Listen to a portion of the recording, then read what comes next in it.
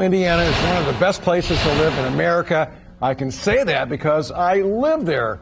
Oh, and Money Magazine agrees with me, George. Yeah, since 1995, Carmel has undergone phenomenal improvement, and the city's longtime mayor, Jim Brainard, has presided over every step of the city's development.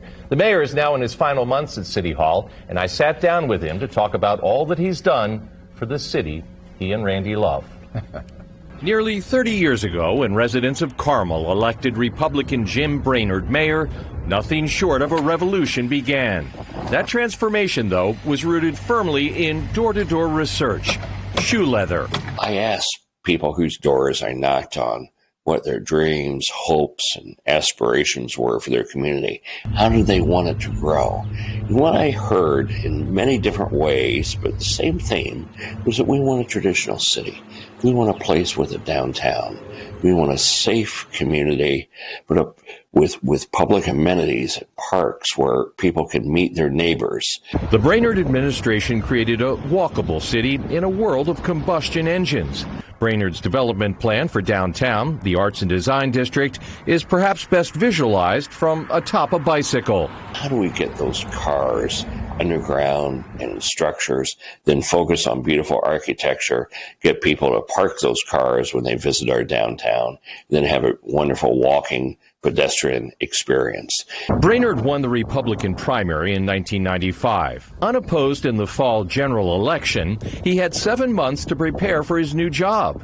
He used that time to educate himself on the topic of city planning. So I wrote a physical letter, actual letter, to a number of university planning departments that had programs in urban or city planning, and asked for the syllabi for those courses, the basic courses. And then I looked for the books that were required from various universities. And when I saw a book listed more than a couple times, I thought I need to read that book. And so I spent the 7 months getting ready for office doing that. And it's paid off. Yeah. Paid off with an old-fashioned European-style downtown filled with residential and entertainment venues. Of most importance, though, were the dozens of major corporate headquarters added to Meridian Street. A lot of tax-paying entities. Carmel's carefully orchestrated growth included the replacement of intersections with roundabouts that reduce congestion and dramatically improve safety. You know, I joke, nobody in this room has ever sped up for a yellow light, right? We all do it. But at a roundabout, everyone has to slow down. Yeah. And so it's better for younger drivers. It's better and safer for older drivers. There's more response time. Human error rate never changes. We're human. We're going to make mistakes. It's just a percentage of the time. And so what happens when that mistake is made? If that mistake's made at low speeds, not at high speeds, the